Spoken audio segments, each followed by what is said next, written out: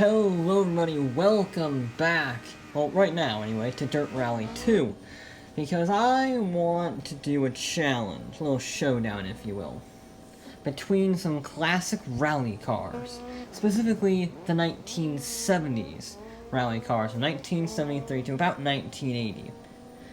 And Dirt Rally is very good for that, make no mistake, but there are a fair few cars that competed in rallying that aren't in the game.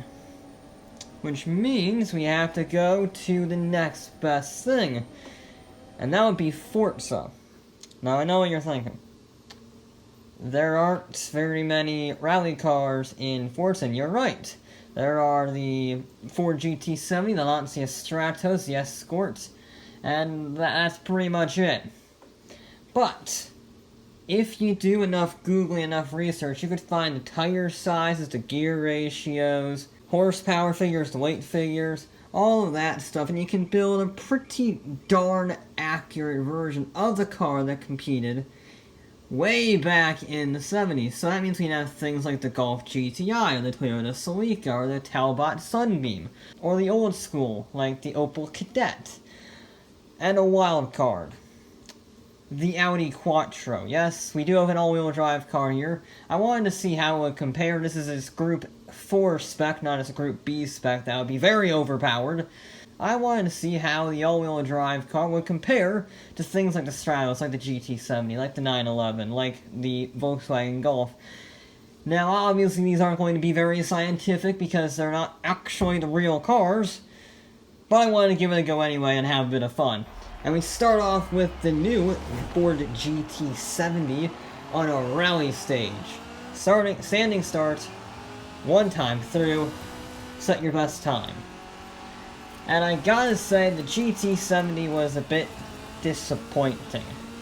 It wasn't uncontrollable, it wasn't oversteery, it wasn't, well, relatively oversteery. It wasn't, incredibly slow on the streets. It just wasn't fast. It just didn't have the overall pace, which is very fair considering the real car, in the real world, was not exactly competitive and they later abandoned it for the Escorts, but it wasn't as fast as I was expecting, because it's a mid-engine 200 horsepower car. It just does not have the pace, which I was a little sad about, because I quite like the GT70. I think it's a very good-looking car and often overlooked, but it just wasn't fast. I don't know what to say, it just was not a quick car. If you wanted a quick car, you did have to go Italian, I'll be honest. The Italians were very good, with the Abarth 131 here being just one example. The 3-time World Rally Champion did not pull any punches, and it was a very good car. It has a fair bit more power than the Ford, as well as, well, it's a bit more composed. It's front-engine rear-wheel drive, so it's not going to have the ultimate handling in theory, but it is an Abarth. So that's pretty much all you need to know. It's an Abarth, it's going to be great. That's just how it works, pretty much. However, as great as the 131 is, the king of rallying, even better than the Audi Quattro, I'll add, was the Lancia Stratos. Yes, the king of rallying had returned, and it was a fantastic car. It's the most powerful car here, almost 300 horsepower. It is mid-engine, has massive rear tires, and it's, the world's first purpose-built rally car, so you would expect it to do quite well, and it did. It was very good. It was fast down the straightaways, it was great through the corners. It got a fair bit of oversteer, but not too much because of the big tires. It's not the best in any specific category. However, it's really damn good in every category, and that means it is solidly at the top of the table. However, the best car, in my view, was actually in 4th place. And that would be the Renault Alpine, the A110, because remember, this thing is from 1973. It has less than 200 horsepower, and it is one of only 2 rear-engined cars here. And it finished 4th. It had no straight line speed at all, because it had less than 200 horsepower, about 185 I think is what it was running. And it made all its time up through the corners. It was the lightest car here by far, under 1,400 pounds, and it is a damn good car to drive. It is a very, very good car through the corners. Probably the best handling car here, and that includes the Stratos, the Audi, and the Fiat. That's a pretty big statement for, you know, a Renault Alpine. You know, no one really thinks of that. And it finished 4th.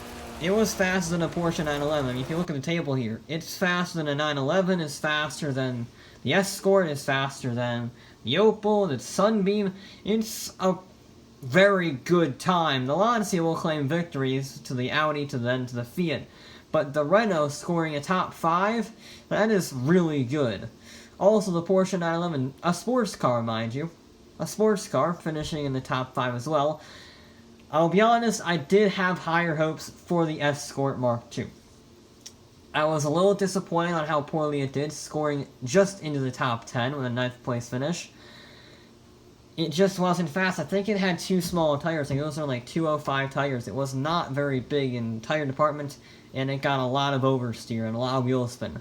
So we move it on to the 0 to 100 to 0 test, the second of our standardized tests. But I decided to switch up a little bit. This is a rally car after all, so I'm doing it on sand. Now obviously the Audi Quattro is going to do quite well here. It's all-wheel drive, make no mistake, but it is a bit heavy, if you remember. And that is why things like the Golf, which was front-wheel drive, mind you, are able to almost put up a fight. They're within a few seconds, which is a lot for a 0 to 100 test, but not as much as you would think for being front-wheel drive versus all-wheel drive. And there were some interesting conundrums. The Lancia Stratos, again, being incredibly fast, actually again faster than the Audi.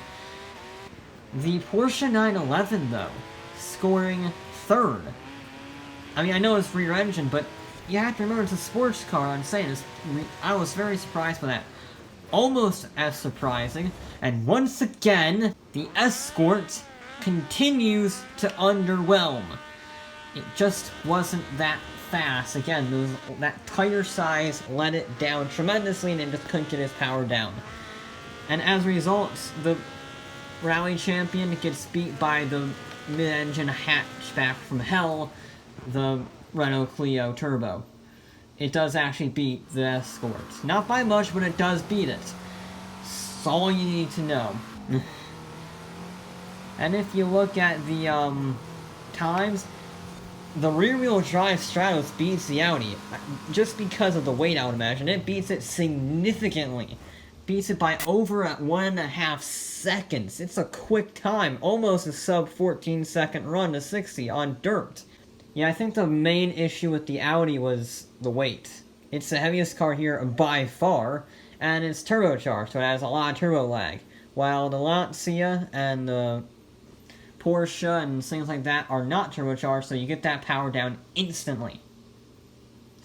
Which does tend to help in a 0 to 100 to 0 test. The Renault does struggle a little bit more here because of that lack of acceleration, but the lack of weight means it gets stopped very quickly, and it's up right in the mid-pack. And then we have the poor GT70 struggling quite a bit, not even making it in the top 10. The only thing that was struggling more than that, really, was the Datsun. I threw it in there because it won the Safari Rally in 1971, did pretty good actually, and I wanted to run it. It's not very quick, it got last in the stage time, and now it got last again in the 0 to 100 to 0. It doesn't have enough power for the weight, so it kind of just, it doesn't really go, which is a bit of a shame, because I quite like that car. Now it's time for the interesting tests.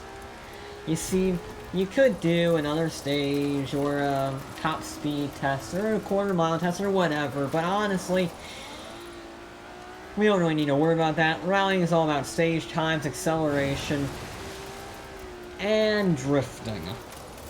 I know drifting makes you slower in most situations. Rallying, it can actually make you faster in rallying. So I took these cars to an off-road drift zone. And, as you can expect, certain vehicles did struggle. These last two challenges are the great equalizers, because they're not based on pure performance or, you know, pure acceleration. They're a bit mixed, they're a bit variety towards the spectacle of rallying, shall we say. And there were a few vehicles that struggled, primarily the Audi Quattro, all-wheel drive, not great for drifting, and I tried my best to keep it as fair as possible, but, well, the drift zone is not the best on dirt. It's not very easy in tracking it, so you do the best you can in this case. If it was a, I guess, fraudulent run, I did redo it, just for sake of fairness. But some of these cars, like the 240, the poor 240, didn't really need a second run. They just weren't good. They just weren't good at all. The one car that was surprisingly good was the Opel. The Opel was fantastic. The ability to get that thing sideways, out of all the vehicles that can go sideways, this was probably the easiest to hold the drift, which is very important when you're going through the drift zones. It was really good. It was a fantastic car to drift. One of my favorites here, if not my favorite drift car here. Scored a lot of points, but not as many points as an oddball. The Talbot Sunbeam. Yeah, that Lotus thing from 1981 that won the championship. Apparently, it's fantastic at drifting, because it's monstered the drift zone. It scored almost 10,000 points more than second place. It was an absurdly good drift car, I don't know why. It's not the best wheelbase, it's a hatchback that's rear-wheel drive front engine, so that's not great for weight distribution. It's not the most powerful, and yet it could just drift really, really well. And not as well as the Opel, but in terms of points, it was phenomenal. I don't know. I don't understand. It was a great car for this challenge. Out of all the vehicles I would expect drifting, this is not what I expected. And the only vehicle that was more surprising than the Talbot was the Volkswagen. Because for those eagle-eyed viewers, the Golf is front-wheel drive, which means in theory it shouldn't be able to drift. But as I proved with my Volvo 850R, it doesn't really matter what wheels are being driven. If you hold the handbrake and floor it, you can drift, air quotes, in Forza with a front-wheel drive car. And that means the front-wheel drive Golf was less than 200 horsepower. Scored 4th. The front-wheel drive car was better at drifting than things like the Renault Alpine, the Fiat 131, the Datsun 240, the Porsche 911, the Renault 5 Turbo. It was better than everything but the bloody Escort. The Escort managing to finally utilize that lack of traction for good for once, scoring an impressive 3rd place. I don't know how the Golf was so good. Forza physics be Forza physics, I guess. Just hold the handbrake and floor and you'll go around the corner just fine, apparently. The drifting challenge was the great equalizer. The traditional rally cars like the Lancia and the Audi struggled, while the more unusual, unorthodox ones got a fighting chance. And I quite like that. I quite like the variety that this thing threw up. Which moves us on to our final challenge, and arguably the most spectacular thing about rallying: jumps. So I took these cars to a danger sign, and launch them off to see the farthest jump.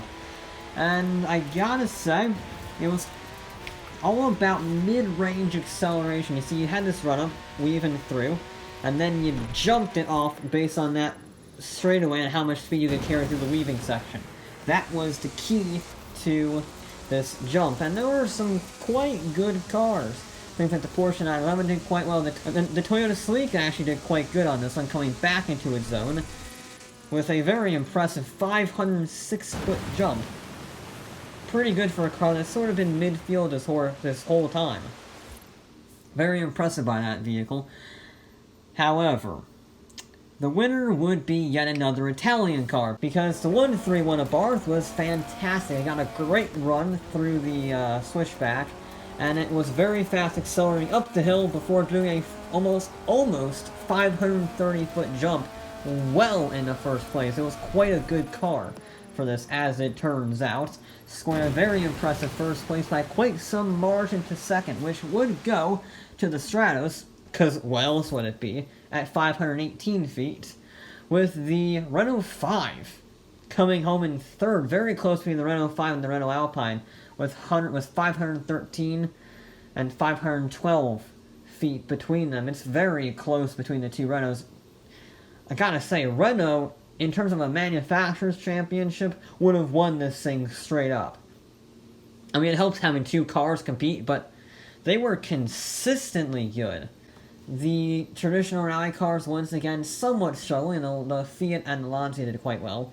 But the traditional rally cars, like the Escort Mark II and the Audi Quattro, somewhat struggling, with only being able to muster a 5th place between the Audi Quattro and the Renault Alpine. Yeah, the Alpine beat the Quattro by 0.3 of a foot, mind you, but it beat it, which has to be probably the greatest embarrassment in Audi history, I would imagine. That and maybe the 800 from 1989, but anyway. It was... But anyway, on to the final results.